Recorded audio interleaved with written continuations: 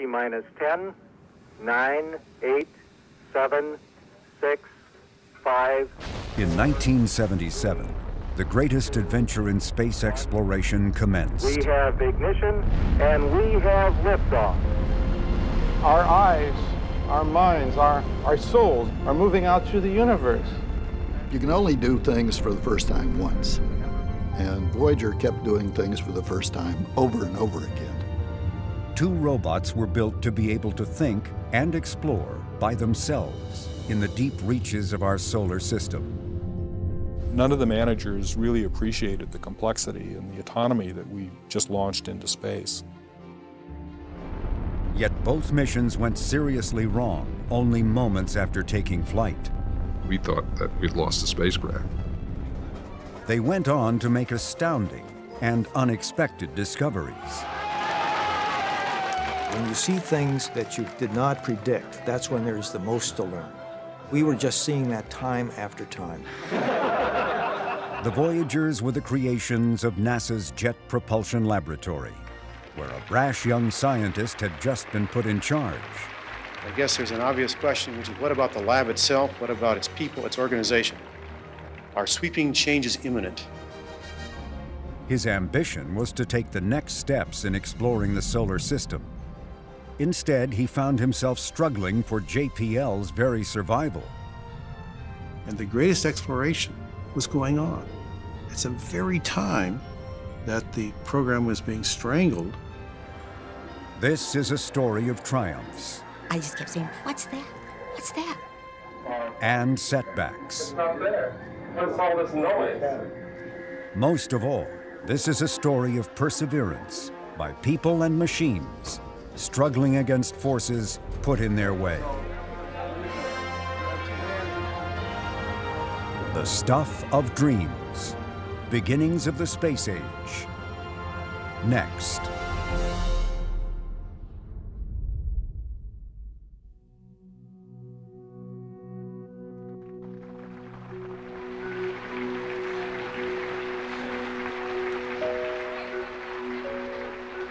On March 31st, 1976, the employees of the Jet Propulsion Laboratory gathered to witness a ceremonial change of command. Good afternoon, and welcome, ladies and gentlemen. Presiding over the event was Caltech's President Harold Brown, who offered generous praise for the outgoing director, William Pickering. Having this large-scale open-air gathering was not Dr. Pickering's idea, but I persuaded Bill that 21 years' service could not go unmarked. No one, neither before nor since, has served in the post as long as Bill Pickering. Many JPLers had never known another leader, and he was widely admired, if not beloved. Bill Pickering was revered. He was Mr. JPL. When he retired, everybody wore Mr. JPL badges that had a cartoon image of him on it. So it was a real earth-shaking event to have a new director. Thank you. You know, it seems to me that this last couple of weeks, I have been spending quite a large fraction of my time saying goodbye to you. Of course, it's been an opportunity to think about the laboratory and what we have done. And Bruce, in thinking about the laboratory which you're going to take over, what are the initial conditions? What is the starting point for this? Well, first of all, the assets of the laboratory are these people in front of you. Pickering was a Caltech professor who had helped JPL develop the Army's first generation of strategic missiles. In 1954, he was named the lab's director. Because of the events During his tenure, JPL built and helped launch the first U.S. satellite.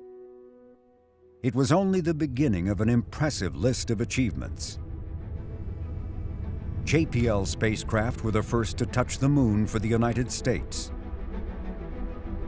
the first ever to fly by another planet, and the first to orbit another planet. These and other accomplishments had not come easily, and not just because of technical challenges. The transition from building missiles for the Army to becoming in 1958 part of a new federal space agency called NASA had been difficult. There was often an undercurrent of tension between Washington and Pasadena. Some of the discord was personality-driven, but many disagreements derived from the uniqueness of JPL. While the laboratory's land and buildings are owned by the federal government, the staff are employees of one of the world's most prestigious universities, the California Institute of Technology. Given its academic tradition, JPLers were and remain as independent-minded as they are inventive. The same could be said of the incoming JPL director, 43-year-old geologist and Caltech professor Bruce Murray. Fix the planet and clouds that move in the planet. Murray had previously been a member of the mission that captured the first close-up images of Mars. It was one of 4 planetary missions in which he played a key role. From these events, he had experienced the lab from the inside out. Yet, in many ways, Murray was an unusual choice. His resume listed no management credentials. He was a scientist, not an engineer, and he was known as a contrarian, with a reputation for brash outspokenness. You don't know what you're going to see. Bob is unimpressed with what you're going to see there. I am too. And now in 1976, Murray's charge was to revitalize the lab and to drum up new business. For the pipeline of new missions was alarmingly thin. It's easy to run a lab, he declared. What's hard is creating the future. Pickering stepping down is an opportunity to bring in some fresh views, and that maybe the lab could use a little shaking up. Maybe it could use a little fresh breeze to kind of blow out some of the leaves in the corners. In that sense, they chose the right man in Bruce Murray, because Murray was, if anything, a fresh breeze, and perhaps a very stiff breeze. Well, good afternoon. Let me say at the outset, I don't have any more shoes to drop. That what was announced last Friday is the whole story in broad outline. 4 months into the job, Murray announced a major reorganization. He abolished positions, created new ones, moved people, and fired others. It was a bombshell for employees unaccustomed to abrupt changes. And the timing of the shakeup was especially perplexing. It came right in the midst of JPL's critical role in putting the Viking landers down on Mars. Murray was very oriented towards, let's think 10 years down the road, 20 years down the road. Let's try to have a long-range plan in place so that we're not just kind of making it up year to year. But at the same time, there is this sense of perpetual crisis, and he always feels like there's this immediate crisis at hand. If we can just get through the next 6 months, or if we can just get through this next year, then everything will be great. Good times are just over the horizon.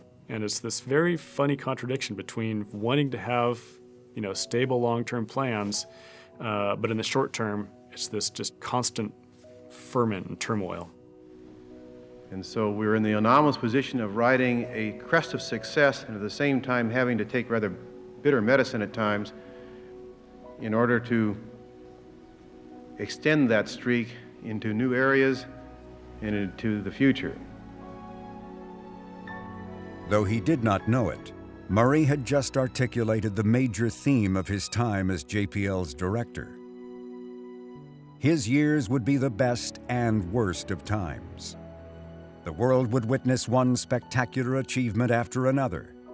Yet behind the scenes, there was often the threat that JPL might never again build a spacecraft to explore the solar system. Years later, Murray would look back and say, "I had no idea about what I was getting into."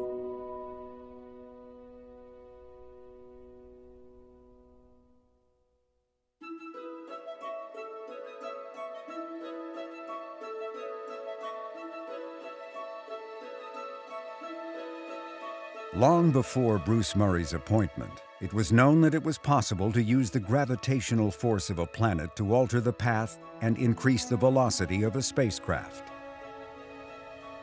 There's a lot of elegance in the way the planets move.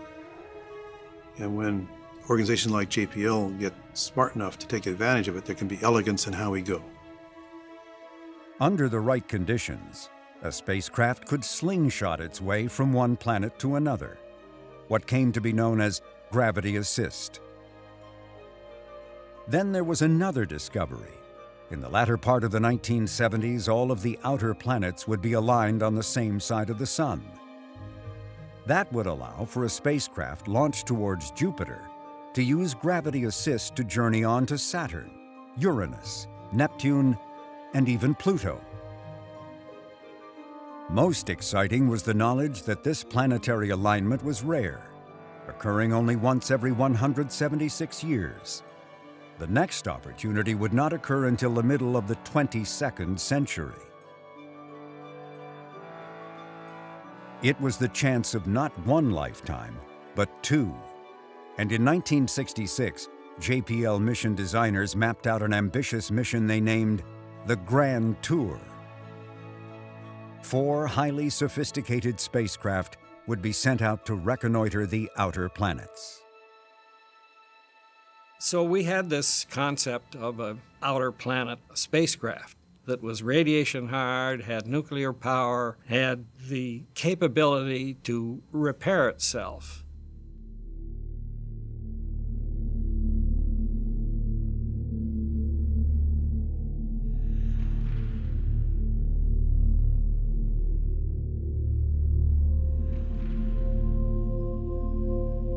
But the Grand Tour came with a grand price tag of $1 billion, the equivalent of $7 billion in today's dollars. That was unaffordable, and in late 1971, the Grand Tour was canceled. That was clearly a shock because this was the one opportunity in 176 years to do it. And so the team at JPL looked at a way to build a simpler spacecraft, a lower cost spacecraft. What was originally the Grand Tour became Mariner Jupiter Saturn 1977, with a limited 4-year goal with the possibility of continuing on if we were successful. The revised plan cost only 1/3 of the original proposal. It was a budget that NASA believed it could afford, and the agency gave the revised project a green light. At JPL, work quickly got underway to build 2 spacecraft that, while not as sophisticated as those first envisioned by the Grand Tour, were still tremendously challenging. Compared to previous missions lasting only weeks or months, these spacecraft would have to operate for years. Greater distances meant upgrading communications to transmit commands and receive data from the 11 science instruments carried on board. And a new energy source was required, small power plants that generated electricity from the natural radioactive decay of plutonium. The greatest challenge was making the spacecraft highly independent and self-sufficient. They were intended to be the smartest robots ever created, designed to think and act on their own.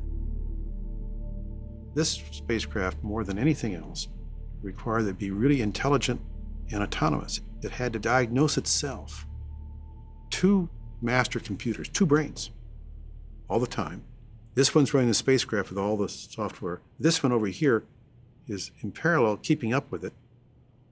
And if necessary, and something goes wrong, the first thing you do is switch brains. The concept of redundancy was applied throughout the spacecraft. The result was a machine with 5 million electrical parts. In the midst of development, there was disturbing news for each of them. NASA's precursor missions to Jupiter and Saturn, Pioneers 10 and 11, discovered that Jupiter was surrounded in intense radiation that could easily fry unprotected electrical circuits.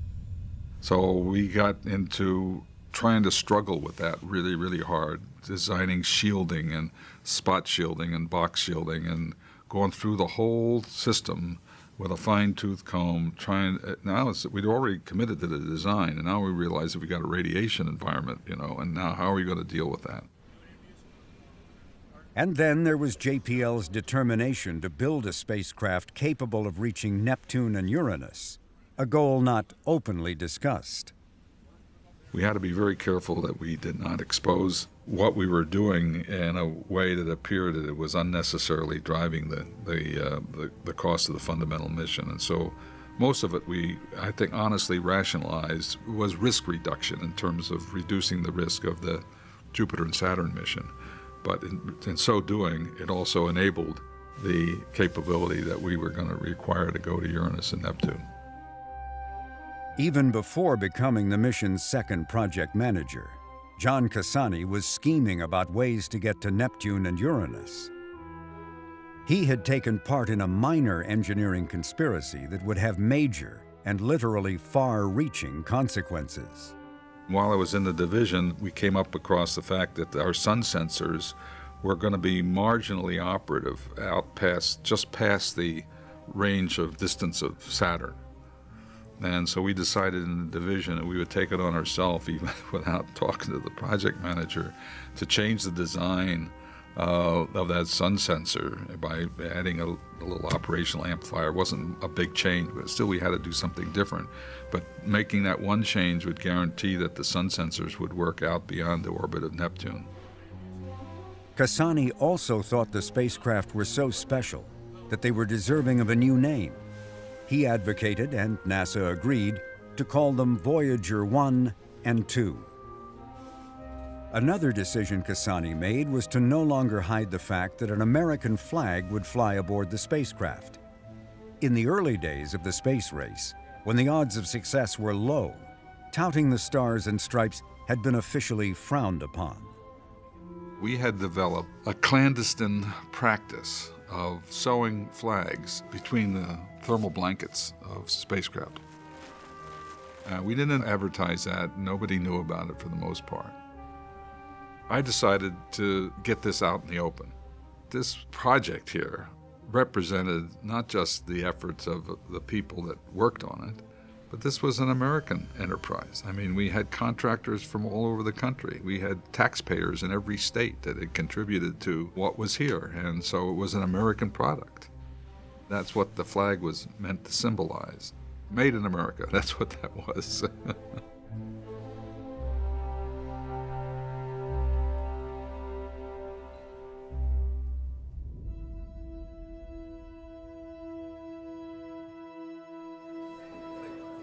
In July of 1976, the much-anticipated launch of the Voyagers was still a year away. Managerial credit for their development belonged to Murray's predecessor, William Pickering, but they would be Murray's to fly. The same was true for the two orbiters that had just ferried the Viking landers to Mars to search for signs of life. They had been built on Pickering's watch.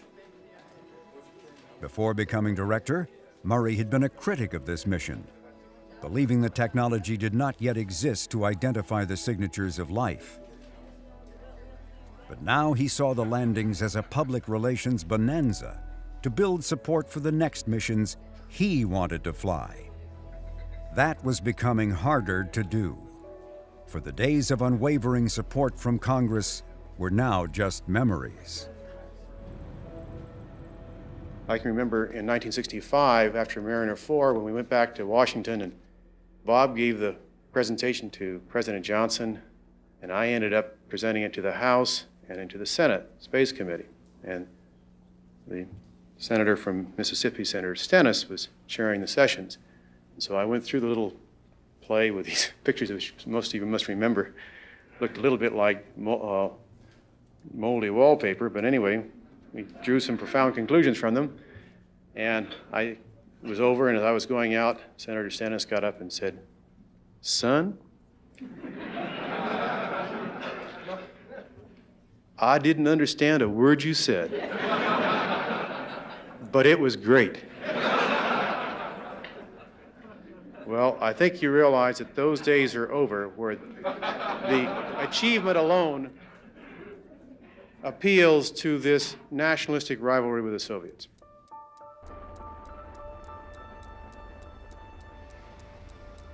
NASA was now in the process of reinventing its human program.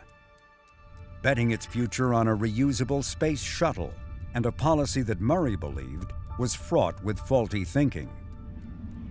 At that point, NASA was one-dimensional as an agency, and that was to develop successfully the space shuttle. It had been developed to be a government monopoly run by NASA. The only way you'd be able to get into space was using the shuttle. This is for cargo. This is for communications. It was nuts. It was a patently absurd idea. The shuttle could haul a payload only as far as Earth orbit. To send a spacecraft further required another launch from low Earth orbit using a second rocket.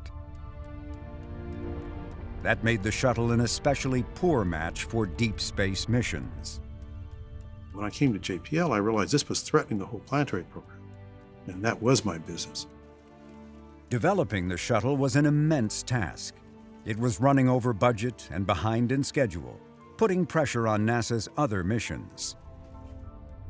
One was an ambitious space telescope that in time would come to be known as Hubble. It too was pushing boundaries of technology and costing more than planned. With bills mounting up, NASA lacked the funds to support the shuttle, a space telescope, and ambitions for the next planetary mission, a spacecraft intended not to just fly by Jupiter, but to orbit the planet. In 1977, the Jupiter mission was singled out for cancellation. If that happened, there would be little for JPL to do. Murray decided he had no choice but to go on the political offensive to save the Jupiter Orbiter Probe, or JOP, as the mission was first called. I undertook a personal political mission to go to Washington and deal with it and organize an attempt to beat the chairman of the Appropriations Committee on the floor of the House in order to get JOP in. The start or non-start of the Jupiter Orbiter Probe mission had to be voted on individually in the form of a roll call by the entire House of Representatives. We marshaled all our forces, got help from lots of different quarters. And when all the smoke cleared, we actually beat the chairman on the floor with an up-down vote on this mission. As all of you know, we won that one going away 280 to 131. It was an extraordinary victory and quite unexpected by all the players, both the professionals and the amateurs like myself and others. Well, that's good news in the sense it's a victory that, David beat Goliath. It really was. And that's how the newspapers picked it up. But Goliath isn't really dead. Murray's campaign was a brazen move that infuriated the leadership of NASA and members of Congress. But he may have been emboldened by something that wasn't publicly known for years. Earlier in 1977, Jimmy Carter had become president, and that spring, Carter's science advisor had asked Murray to become the next NASA administrator. Murray, lacking the temperament to cope with bureaucracy and being no fan of the shuttle, made it clear he was not right for the job. Besides, from JPL's mission control, one of the greatest adventures of all times was just about to have its first encounter, and Murray would be at the helm of it. What job could be better than that?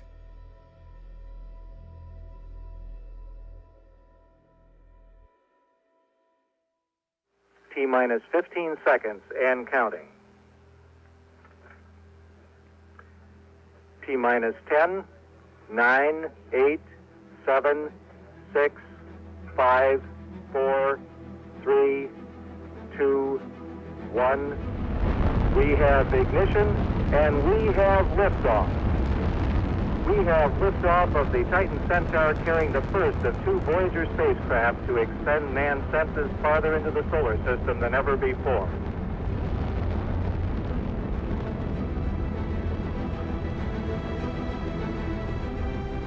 Although launched first, this spacecraft was named Voyager 2 because its less efficient trajectory meant it would arrive at Jupiter and Saturn after Voyager 1. Voyager's programmers had taught the spacecraft that if it sensed anything unusual, to switch to backup systems, And that's exactly what had already occurred. Engineers call this fault protection.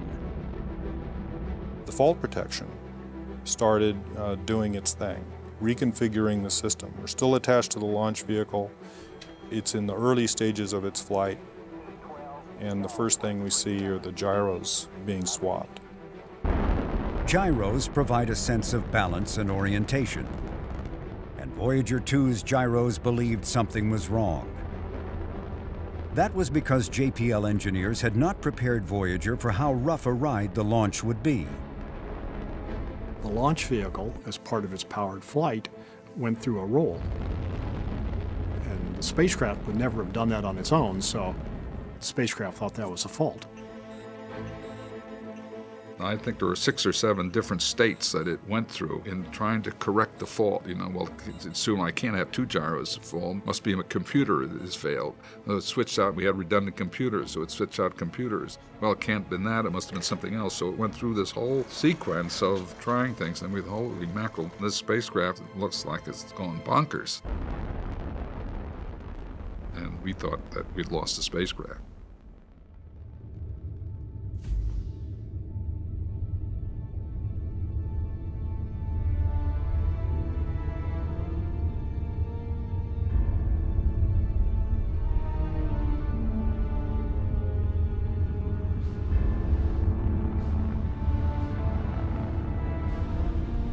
Finally, we got to separate from the launch vehicle and we were on our own, but the problems weren't over.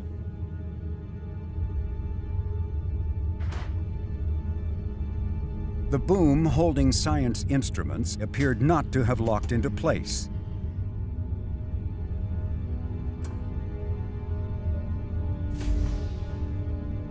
And far worse, the spacecraft was now slowly tumbling.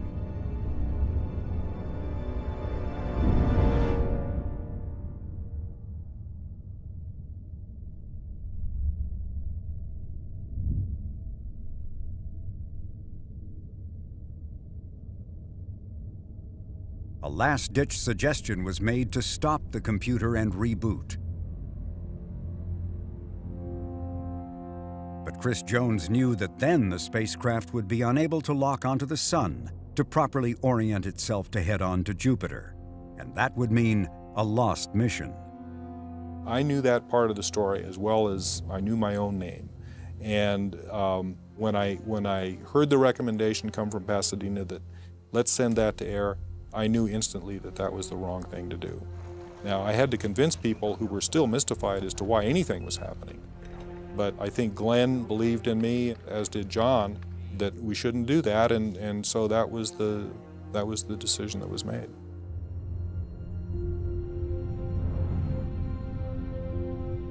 The Voyagers were designed to take care of themselves in the far reaches of space. No one thought the first test of its ability to survive on its own would happen in the early hours of the mission. But that is exactly what it did. After swapping thrusters, gyros, and finally the computers, Voyager 2 stabilized. But another hour passed before the sun sensor locked onto our home star. I remember reading the LA Times the next morning. Headline said, "Computer wars in space." Oh my goodness, what are the people going to think about what we're doing here? The spacecraft and the computer system did exactly what it was supposed to do. It outsmarted us. None of the managers really appreciated the complexity and the autonomy that we just launched into space. Bruce Murray cornered me outside the conference room and made a remark that I'll never forget. He said, "I never knew that we could build things like that at JPL." He was just overtaken by the complexity and the ingenuity that the Voyager spacecraft had.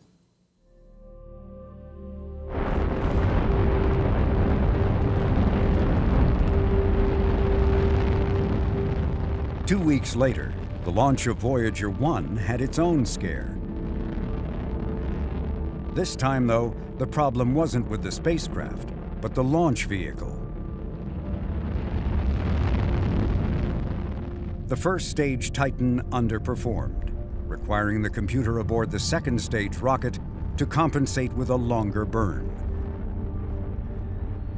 When this second burn ended, placing the spacecraft on its trajectory to Jupiter, only 3.5 seconds of fuel remained. 3.5 seconds had separated success from failure. These near-fatal events, in just the first minutes of flight, were hints of what was still to come for the Voyagers.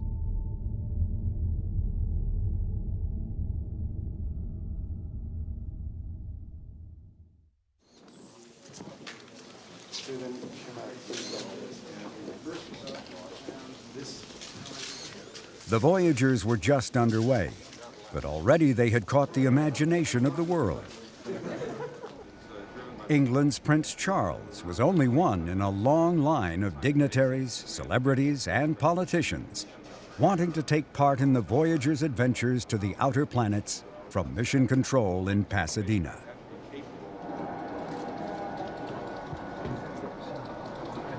Station 43, this is Voyager Command. Voyager Command, 43. Please turn command modulation on at this time. Roger, stand by. The spacecraft promptly responded to the royal command, but the Voyagers weren't always so obedient. Even after the difficulties of the launches, mission engineers were still underestimating the complexities and independence of the machines they had created. And because they were so smart, it took a lot of time to learn how to fly these spacecraft. So initially, for the first 6 months, we were constantly trying to catch up in our learning how to fly these spacecraft safely. A problem with Voyager 2's thrusters was causing it to behave erratically. And then an issue cropped up with Voyager 1. Its scanning platform that moves the spacecraft's camera and other science instruments was refusing to budge. Engineers became so focused on fixing this problem that they neglected to send a routine but vital transmission to Voyager 2. We did not send a necessary command to the spacecraft, and it thought its receiver had failed, and it switched to the backup receiver, which had failed. Through inappropriate actions by the ground system, we lost one of the Voyager 2 receivers. Fault Protection stepped in again and saved the day there. For 7 days, all contact with Voyager 2 was lost. But after the week passed, the spacecraft switched back to its partially functioning backup receiver, as it had been programmed to do. But relief that contact had been reestablished was tempered by knowing that for the rest of its life, Voyager 2 would be essentially tone deaf. To hear instructions from Earth would require special frequency adjustments. And should the backup receiver fail, Voyager 2 would be unable to receive any further commands, and the mission would be lost. Lab management was concerned at the ability to fly these two spacecraft, number one, for their complexity, and two, the fact that many of the talented people that had participated in the design were now off the project. After finding a solution to Voyager 2's receiver problem, the engineering team went back to tackle the stuck platform on Voyager 1. It seems like the more commands we send, the easier it seems to move, like it may be slowly working through whatever. The next concern was enduring the intense radiation surrounding Jupiter. Flying too close to the planet for too long could be fatal for the Voyagers. We knew we wanted to go by Io, so we had to have one close pass of Jupiter and take a dose. Radiation was only one of many considerations in deciding what corridor through Jupiter and its moons the Voyagers should take. If you looked at all of the launch arrival combinations that we could have, there were something like 10,000 of them. And there seemed almost as many questions. What route would provide the most science? By what combination of instruments? How close in could the Voyagers fly and still survive? And how could Jupiter's immense gravity be best put to use? Calculating that answer really was a case of rocket science. Jupiter's a huge planet. We're going to use it for gravity assist. You swing by the trailing side of a very large body. It changes the direction of the velocity vector. When you add that back onto Jupiter's speed around the sun, you get an increase of spacecraft speed relative to the sun, not to Jupiter, to the sun. And that gives us about 16 kilometers per second. It doesn't come for free. Jupiter is slowed in its orbit by 1 foot per trillion years because you have to preserve energy and momentum throughout the solar system. A major decision was to make Voyager 1 the daredevil mission. It was set on a course to fly closer to Jupiter on a riskier trajectory deep into the radiation zone. If the science objectives were met, the second Voyager would execute a more cautious approach, and one needed if the spacecraft had any hope of going on to Uranus and Neptune.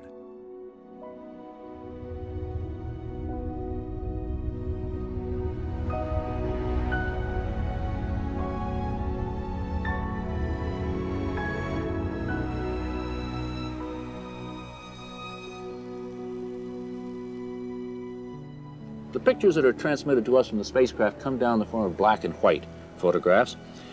Different pictures, however, are taken through different color filters, and in certain circumstances we've combined them to make a full color picture.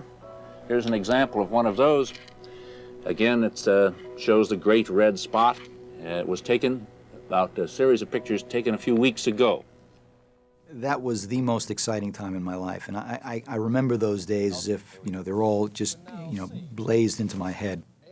Every day you're getting closer and closer to something you'd never seen before, that kind of detail. So every day you were learning something new. Right. Now, how do you interpret that? This was the first time that we'd seen time-lapse movies. We'd take one frame every 11 hours. And the rotation movies were neat because you see the planet rotating, but these zoom movies were really amazing because you could sit there over one spot and just watch these structures, these storms, the red spot, and all these other things kind of evolve with time. And that was a really amazing thing. There was so much activity going on there. These cyclonic and anticyclonic flows, these creation of clouds and this disappearance of clouds and this incredible storm, which was the Great Red Spot, and this thing just whirling around as you're watching it.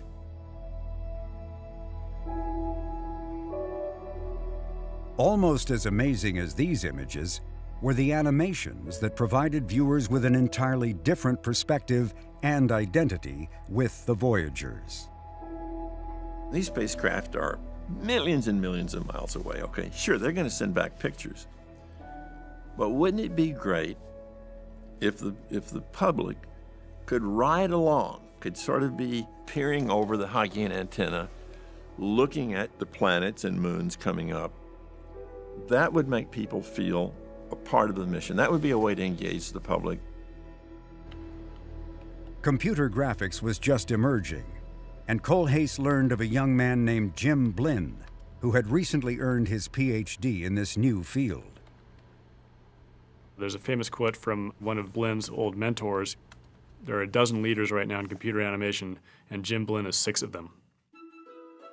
Blinn developed these very sophisticated computer algorithms, which were at the time extremely cutting edge. As time starts moving forward, Jupiter is rotating in the background. All the horizontal lines are the paths of the satellites as they go around Jupiter. Here we are flying in towards Saturn.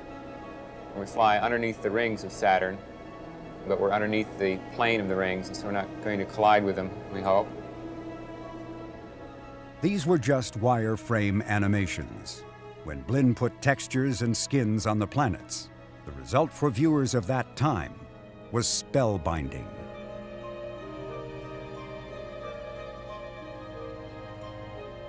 All of a sudden, they started getting this tremendous feedback about these fantastic animations that let you actually see what the spacecraft is doing as it zooms in towards these planets and their moons.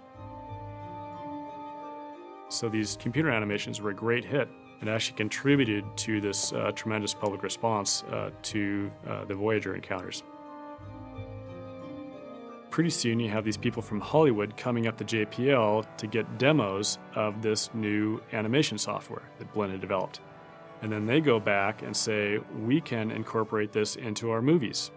Over time, computer animation makes greater and greater inroads into Hollywood. And of course now, anytime you step into a movie theater, you're going to be bombarded with these CGI effects, computer-generated images, which trace back to what Jim Blinn was doing here at JPL in the 1970s for Voyager.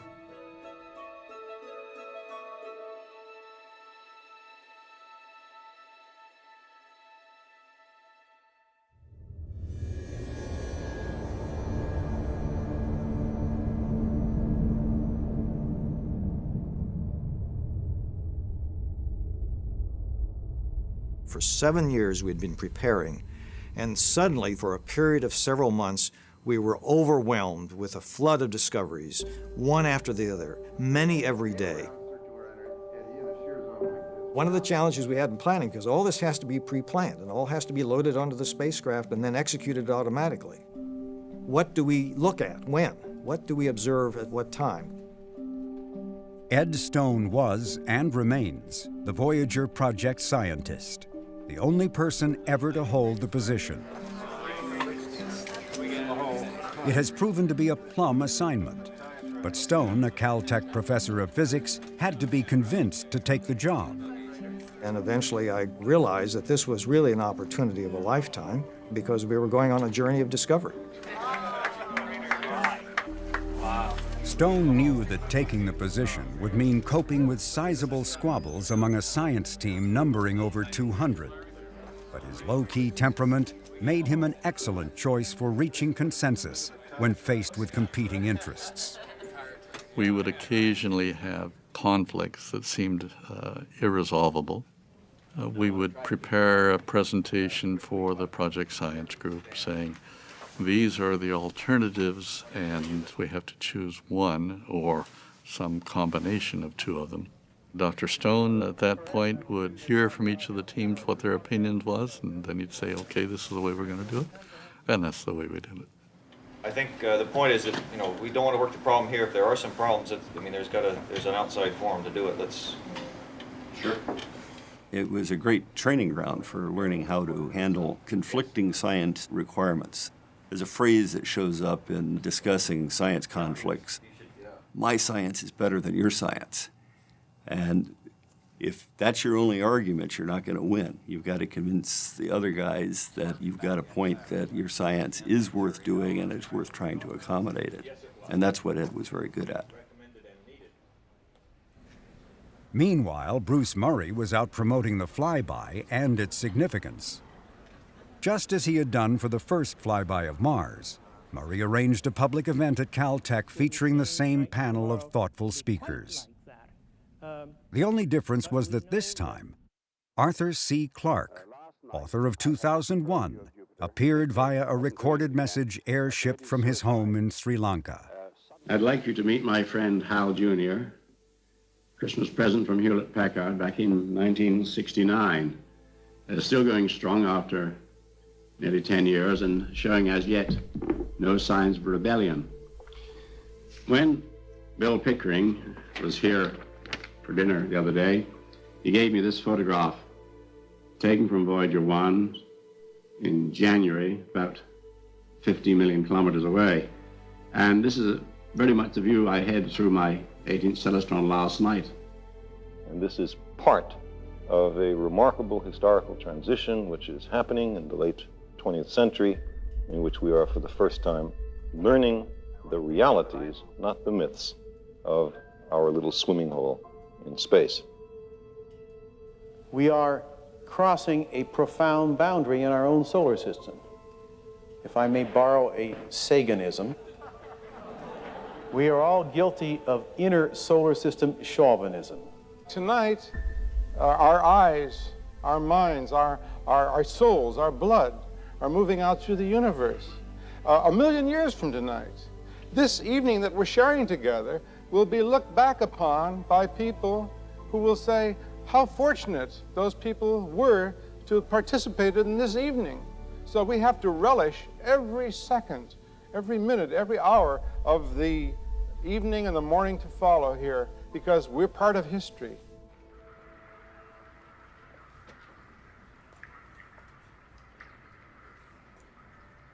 I remember being in the ops center at the first Jupiter encounter and seeing these pictures returned in real time, an image every 42 seconds, downlink from the spacecraft, at these odd-looking worlds.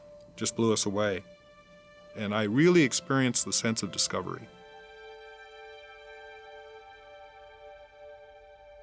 And with me now is Dr. Torrance Johnson from JPL, also a member of the imaging team. Torrance, we've seen these incredible pictures. Would you care to give me a feeling what that means to you? Well, first of all, it's a culmination of a long waiting period for all of us. What I wanted to see was what these places were really like as worlds, and they didn't disappoint. Every one of these objects was different. They weren't all just cratered up icy mud balls. Callisto was the one we got a good look at first.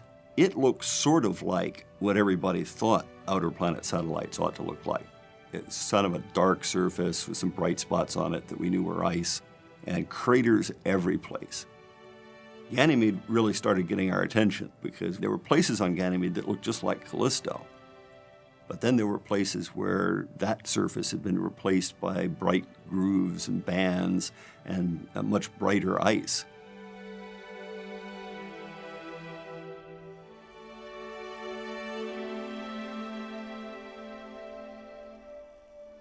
There is always a trade-off on the encounter. And it turned out that the trade-off for the first encounter was not getting a very good close approach of Europa. Almost certainly has a global ocean. We didn't know that at the time. So there was a real mystery as to what the surface was like. As we approached Io, we saw an object that looked unlike anything we'd ever seen before. In fact, we have not seen anything like it since. We did not understand what we were looking at all. It was so different than anything we had imagined. And it was only as we were flying by Io that a navigation image was taken, that is, an image taken with a deep exposure to find the stars in the background, that a navigation engineer, Linda Morabito, noticed that there was this large plume off the limb of this little moon of Jupiter. From the center of the satellite, we look out in all directions, and knowing the surface reflection characteristics of the satellite, we can in fact convolve what we expect the shape of the drop-off of the limb to be with the actual data. And where the convolution has a peak response, that is where, in fact, the edge of the satellite is. When I did some special processing on the picture to bring out the very dim image of the satellite, this enormous, anomalous object emerged. And I just kept thinking, what is that? What Morabito saw beyond the edge of Io looked like a ghostly moon. I just kept saying, what's that? What's that? And I couldn't find an answer, but I had to keep asking. And even in the first initial seconds, there's nothing like that, like something unexpected, that large, that anomalous, that coherent in its appearance. It's unforgettable, beyond anything a person could ever expect. The phantom moon turned out to be a gigantic plume of gas and dust, shooting skyward from a volcano. And that was the first indication that this is the most volcanically active body in the solar system, 100 times more volcanic activity than Earth. And yet it's just a small moon orbiting this giant planet. What we actually see in the frame, now looking at the A colleague urged Morabito to write down how it felt to have made science history. I would glance up at a monitor to see Jupiter absorbing the beauty of Jupiter's cloud patterns. And then there was Jupiter's moon Io. No one could have imagined Io. I was very surprised by one of these post-encounter frames. I sensed that I was seeing something that no human being had ever seen before. It was the stuff of dreams.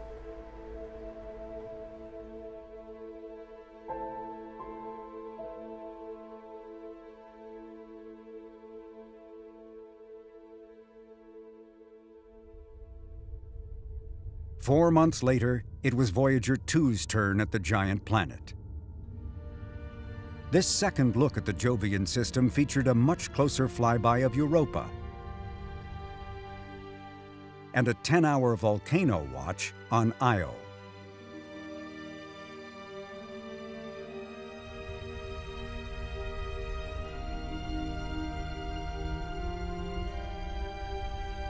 All told, the two Voyagers took more than 33,000 images of Jupiter and its major moons. What these images and the other science results revealed was an exotic system that was not only vast, but beautiful, and almost beyond imagining.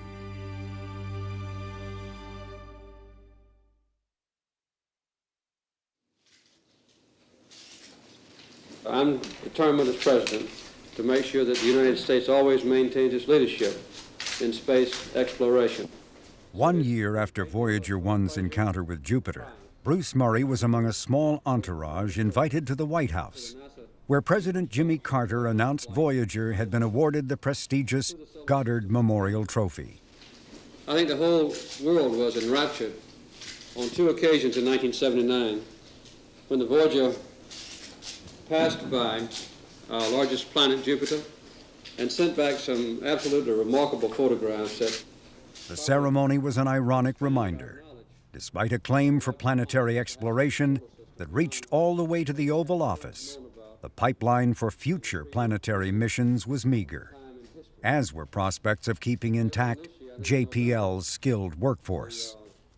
JPL had built up this expertise over decades, and some of that expertise was acquired quite painfully over many years, and then to just see that walk away and go out the door was a very painful prospect for the lab's leaders, including Murray. To keep the doors open, Murray began diversifying the lab's technical portfolio by addressing national needs in areas like energy and transportation. But it was a low time in spacecraft employment, and it kept some talented people in storage for a while, if for no other reason it had its value in that regard. The lab put its know-how to work exploring how solar panels could be used to meet everyday energy needs. Another hope in the midst of the oil crisis was to put all-electric and hybrid automobiles on the highway. And if the lab could build a nearly autonomous robot that could operate millions of miles away, how could that same know-how transport people on Earth without a driver? Working for the Defense Department was another area that the lab was tentatively exploring. But foremost on Murray's hope for the future were new planetary missions. He declared they could no longer be sold on science merits alone. Those kinds of missions Murray labeled gray mice. He wanted ideas that could also catch the public's imagination. Such concepts were deserving of an unusual name, and Murray gave them a colorful one. Purple pigeons.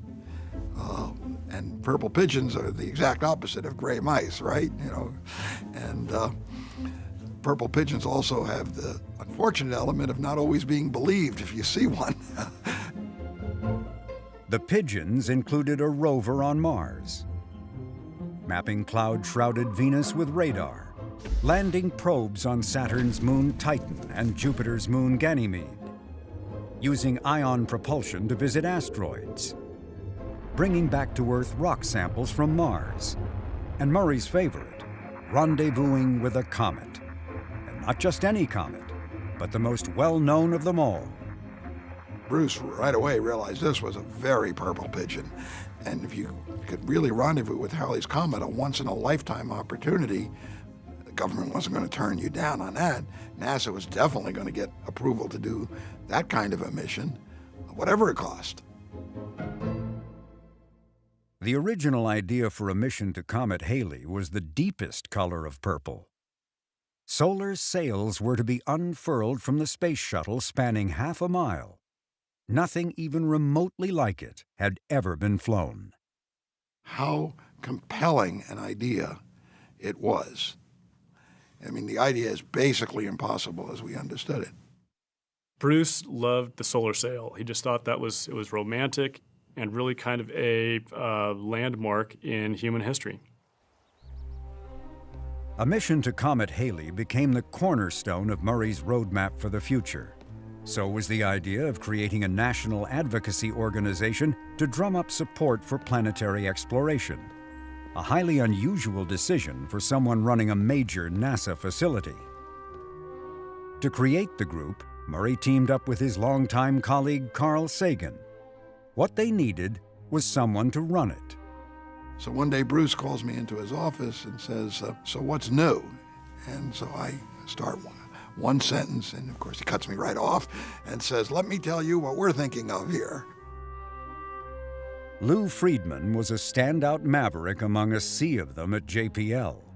This engineer from the Bronx had once led a small group of JPLers who, on their own and without management's knowledge, had tried to sell not one, but a batch of missions directly to Congress and the White House.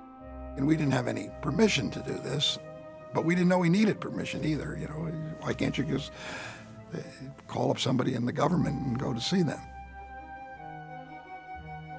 When Murray heard of this escapade, he had to be talked out of firing Friedman on the spot. But the episode left a clear impression that Friedman was not to be counted among the gray mice. His unorthodox style was just the quality Murray wanted in a new role. And that's what led to the development of the Planetary Society. The three men began patching together a network of grassroots support for exploring the solar system, just as a new president of the United States, with a very different agenda, was taking office. Just ahead was Murray's greatest crisis, and it would all take place as the two Voyagers swept through majestic Saturn.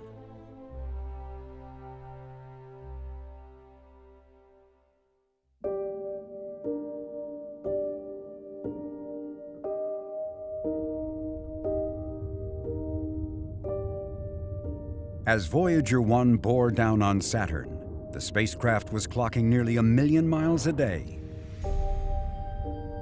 And each day, Saturn revealed itself in some new way. This faint one, this faint one.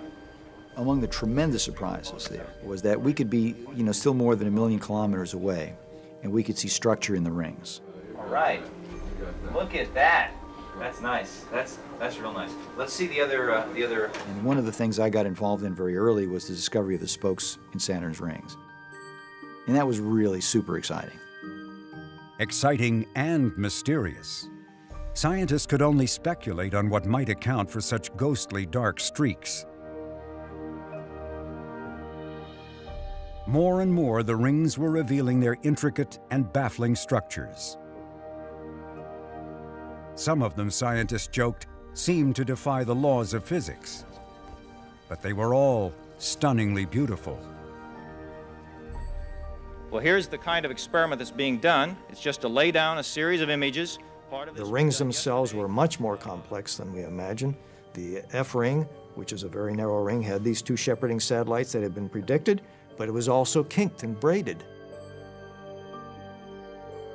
For many scientists, the moon Titan was as important as Saturn itself. Titan is so large that if it orbited the Sun rather than Saturn, it would be called a planet. It was already known that this was the only moon in the solar system having a substantial atmosphere. This might be a place, some scientists theorized, that resembled the Earth before life arose. And that made this moon an irresistible target. But getting the best possible views came with a steep price. It required Voyager 1's tour of the planets to end at Saturn. That was the choice made, for Titan was deemed that important. And we even had contingency plans if we had somehow or another failed with Voyager 1 to get good Titan data. There was a contingency plan changing Voyager 2 to pick up Titan, but abandoning the outer solar system. There was this great hope that we'd be seeing down to the surface through this thick atmosphere. And we would discover, amazing things. As we got closer, at the time when we should have started to see features and resolution, it was awfully blank.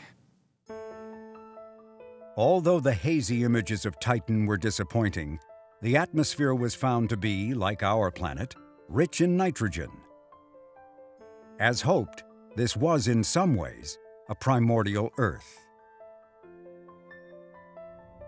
After Titan, Voyager 1 swept underneath Saturn and then rose up out of the plane of the ecliptic and headed up towards interstellar space. 9 months later, Voyager 2 took its measure of the Saturnian system. Just as at Jupiter, the Voyagers found Saturn and its varied moons to be a mini solar system. All the moons are different. They all seem to have had a geologic life. They were not just frozen ancient objects heavily cratered. Each one had a unique story to tell. Enceladus, with its diverse terrain, was one of the strangest and most mysterious objects in the solar system. The surface of Iapetus, for some reason, was an odd mixture of black and white, looking every bit like the Chinese symbol for yin-yang. The pitted surface of Rhea gave testimony to its ancient age and the violence this moon has endured. Mimas's massive impact crater had an eerie resemblance to the fictitious Death Star in Star Wars. Then there was Saturn itself, a world not nearly as serene as it might seem. Here, butterscotch storms raged at over 1,000 miles per hour. Faster winds on Saturn than on Jupiter, even though there's less sunlight, less energy, faster winds. It's just one puzzle after the other. By now, as one scientist put it, the bizarre had become commonplace. The scientists knew that this was an epoch-making experience. Their knowledge of our solar system was advancing so quickly just because of these encounters. And I think the scientists realized this. They got caught up in this enthusiasm. Their curiosity was bubbling over.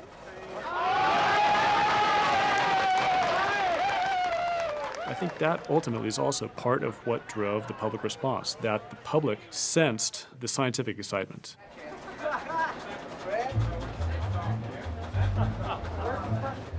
News crews start descending on JPL. You start having all these news vans out in the parking lot.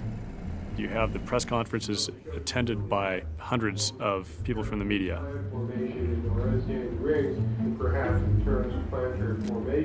One can have gravitational instabilities where the rings... Which was something I think that you didn't see previously for a lot of scientific events. I think that's fairly safe to say.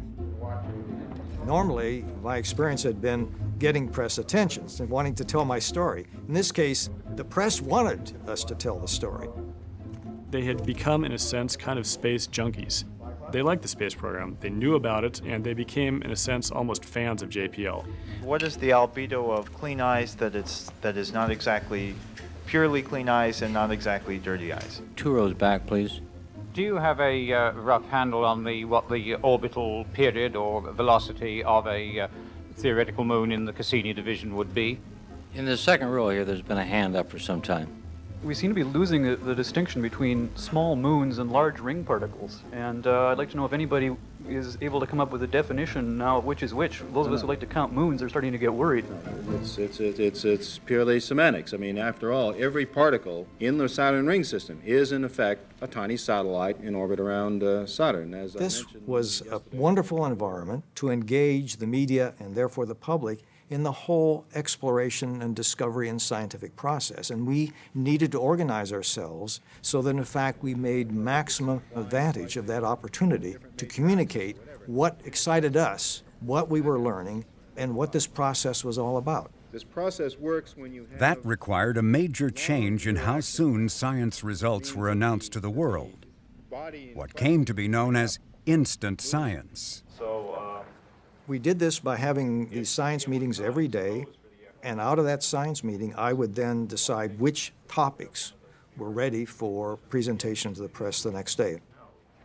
It was taken August 15th. August 15th. And we were 10 days with 10 million kilometers out. 10.5. Right.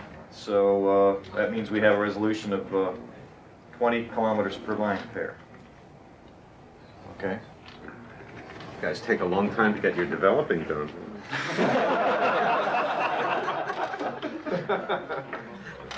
You know how to hurt. But not all had gone well. When Voyager 2 emerged from behind Saturn, more pictures were expected. Instead, scientists and engineers were surprised to see only static on their monitors. It's not there. It's not there. Hundreds of reporters have been here at JPL. That's the wide. What's all this noise? The Voyager 2 scan platform has developed a problem.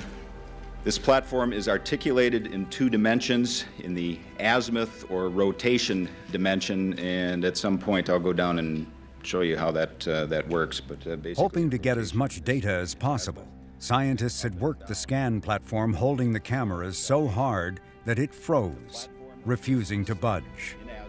I was probably responsible for cramming in about as much as we could possibly fit. Here we were looking away from Saturn, all of this good science time going to waste because we couldn't point the cameras at the things that we wanted to look at. See, right now we're attempting to send up a CCS load, a block of instructions up to the spacecraft. And we're having some trouble doing it right now.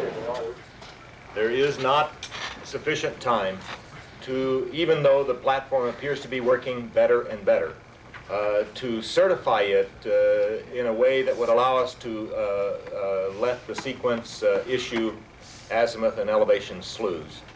I finally suggested if we could just swing the platform very slowly in a way that we know it'll work back toward the planet, we could at least keep it pointed there and collect data on the planet and on some of the moons during the time period that they were figuring out what the real problem was. They tried it, it worked. We got a lot of data that we would not have gotten otherwise. I'd like to show you this first image. It's kind of special in that we had thought that we had lost all of the extremely high-resolution data on Tethys. Well, this was acquired several hours after the scan platform problem occurred.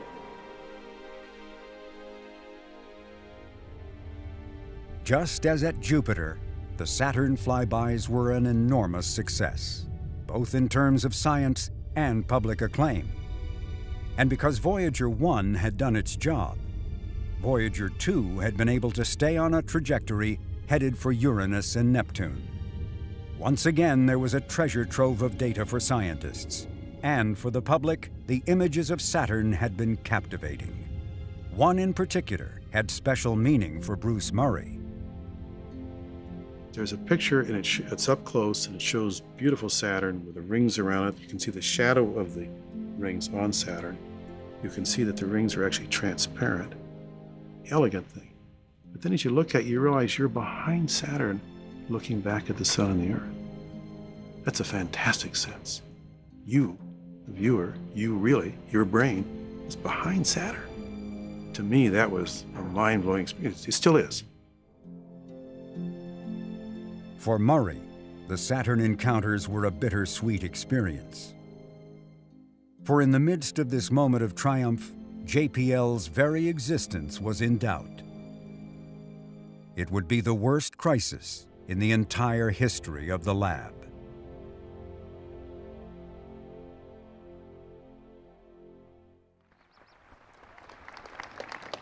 Bruce, I present this medal to you for outstanding direction and inspired leadership of the Jet Propulsion Laboratory in accomplishing the Voyager's epic mission, which gave mankind more knowledge of Jupiter and Saturn than produced in all of recorded history, and which shall serve as a lasting tribute to your distinguished service to the Jet Propulsion Laboratory and the National Aeronautics and Space Administration. Bruce Murray was one of many honored by NASA between the two flybys of Saturn. That's right. For many who were at this JPL event, what's remembered most were not words of praise, but an unexpected message by NASA's new second-in-command, Hans Mark. Hans Mark basically said, you ought to look for some other sponsors because NASA can't afford you anymore. As a youngster, Hans Mark and his family had escaped from Nazi Germany. He had experienced the Battle of Britain when London was attacked by bombers and V-2 rockets. Making his way to the United States, Mark became a U.S. citizen and later a nuclear physicist whose expertise was the effects of atomic blasts. He went on to hold an impressive array of government positions, serving both Democratic and Republican administrations. Mark had been director of NASA's Ames Research Center, Undersecretary and Secretary of the Air Force, and director of the National Reconnaissance Office. He also could have competed with Murray to run JPL, but he took his name out of consideration. Planetary exploration, Mark thought, would not be an ongoing priority for the nation. The future in space, he believed, belonged to the shuttle, if there was any future to be had at all. For his overriding concern was a nuclear confrontation with the Soviet Union. 2 weeks ago, I attended the commencement exercises at Yale University, where my son was graduating. It was a beautiful day, and our distinguished guest here today, Professor Carl Sagan, was the principal speaker. Carl built the theme of his very eloquent address to the graduating seniors about two things that he considered to be the most important that had happened in the 4 years that the graduates were at the university. One was the fact, ladies and gentlemen, that 1,000 new nuclear warheads had been added to the world's inventory of weapons. And the other was that Voyagers 1 and 2 had explored for the first time the outer reaches of our solar system. Let me talk about the warheads briefly, because I just spent 4 years in the Department of Defense trying to come to grips with this problem. All of the approximately 1,000 nuclear warheads that Carl mentioned in his speech were added to the world's inventory by the Russians. There is no doubt at all that this great expansion of the Russian nuclear inventory represents a profound new challenge to this nation. Exploration is one of the measures of the worth of a society once its survival is assured. JPL is basically surplus in Mark's view. What he thought JPL should be doing is going to work for the military. Here is this great resource of all these very capable expert engineers. Let's not just cast them aside. The nation has very pressing needs for military, including military space. Let's put JPL to work for the military while NASA concentrates on the space shuttle. And of course, Bruce Murray did not agree with that. But Hans Mark's views reflected a new White House. Ronald Reagan had won a landslide election just weeks after the Voyager 1 flyby of Saturn. A major theme of Reagan's campaign had been to reduce the federal budget while increasing military spending that would create a new ground and space-based system to fend off a nuclear attack, what came to be known as Star Wars.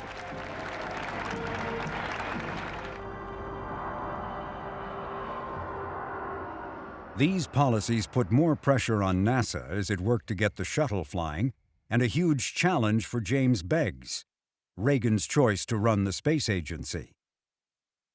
Without enough money to go around, all planetary missions were now at risk. But Beggs had no wish to be remembered for ending the first explorations of the solar system.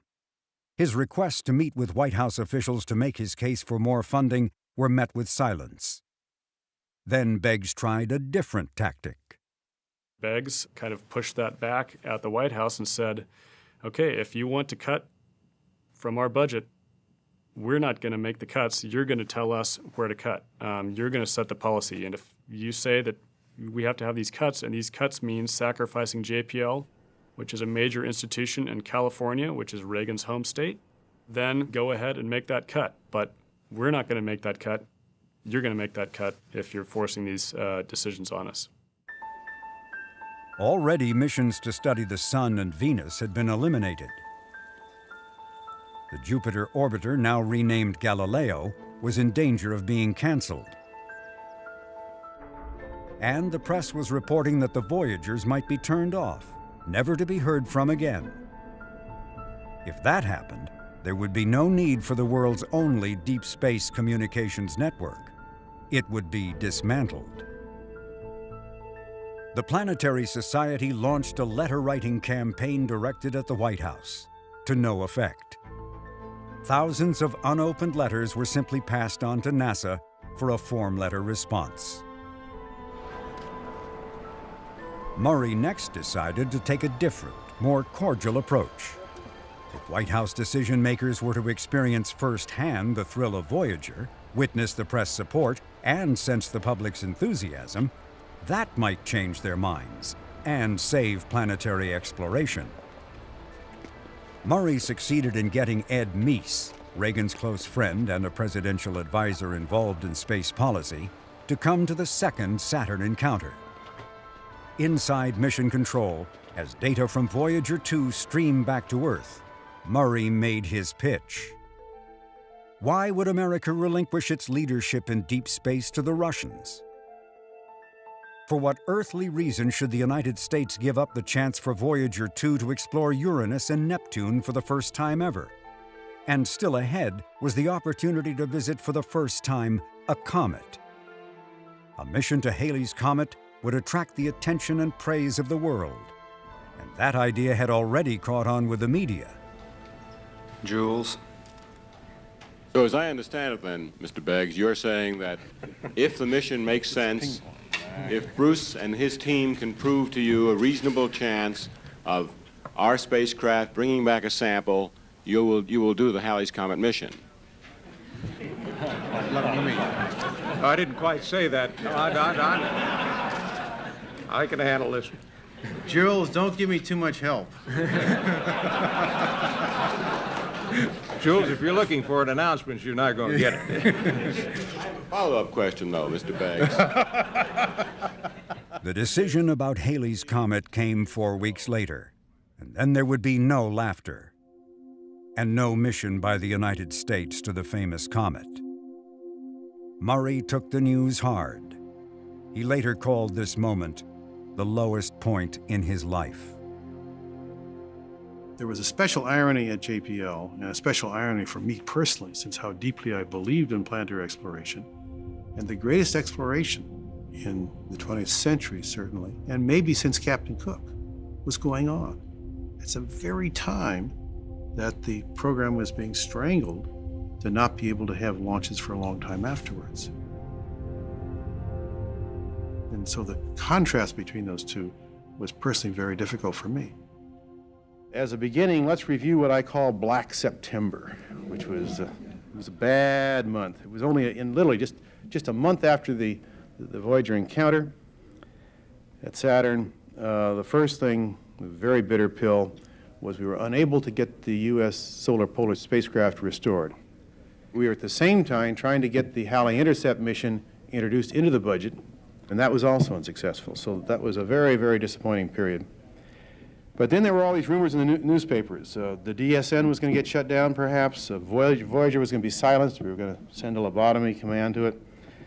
Galileo was going to get canceled. There was even a question whether JPL's status as a NASA center was in jeopardy. And there were going to be massive layoffs, or the concerns about that. So I guess the question you should ask, and certainly one I ask, is what the hell's going on here? And you have to read something into that the United States is backing away from being number one in deep space. After recounting Black September, Murray went on to put the best face he could on a major announcement. And we're on a new trajectory now. And JPL is changing with it, and it must. JPL must evolve. Hans Mark had been urging Murray to forge a strong partnership with agencies responsible for U.S. intelligence satellites. But Murray chose a different path.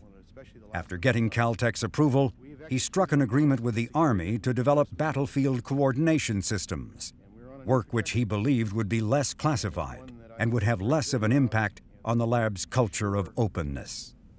And what I got the support for was to increase the fraction of work at JPL for the Defense Department from its current 6% to perhaps 30%, a significant one. Taking on defense work was exactly what Hans Mark had been pressuring Murray to do. In his memoir, Murray put it this way: Mark's vision of the future was coming true, and I had become a character in it. The climax to this drama came when Mark returned to JPL with a blunt message.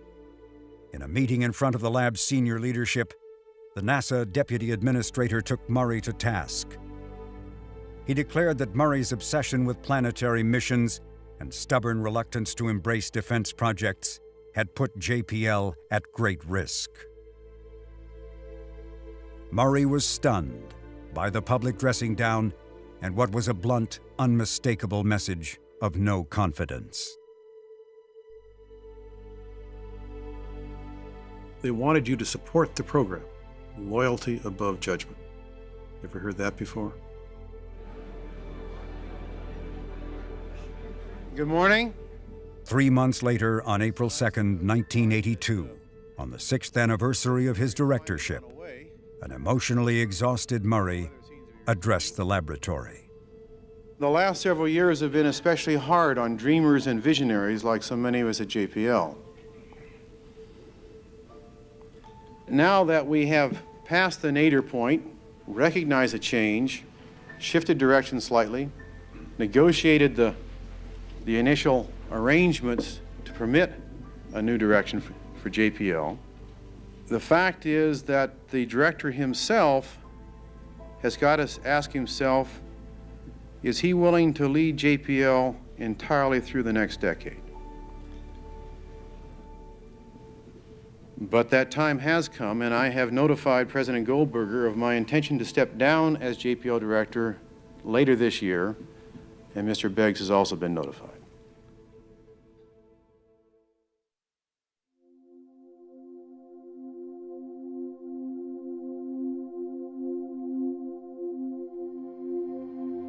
After announcing his resignation, Bruce Murray stayed on another 3 months, but left JPL before his successor was in place. Murray returned to Caltech as a professor and continued his involvement in the Planetary Society until his retirement. He died in 2013 at the age of 81. Murray had been best at seeing the big picture. His criticisms of the space shuttle were tragically borne out. The loss of Challenger led to a dismantling of the policy that the shuttle would deliver all U.S. payloads into space.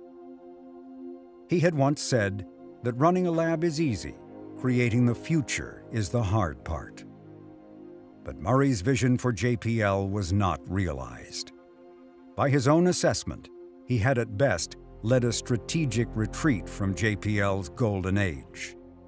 It may have been all anyone could have done.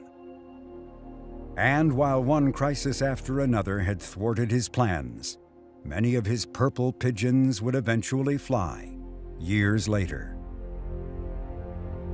Venus would be mapped with radar. Ion propulsion would be used to propel spacecraft to comets and asteroids. An orbiter would circle Saturn, and a probe would be dropped onto the surface of its moon Titan. And rovers would rove on Mars. At the time of Murray's departure, he could take comfort in knowing that JPL was still exploring the solar system. The mission to Jupiter had survived, and the Voyagers continued on with their adventures. Ahead were Uranus and Neptune, and all that existed beyond. What awaited the Voyagers, one could only guess and hope. In 1982, the same could be said for JPL.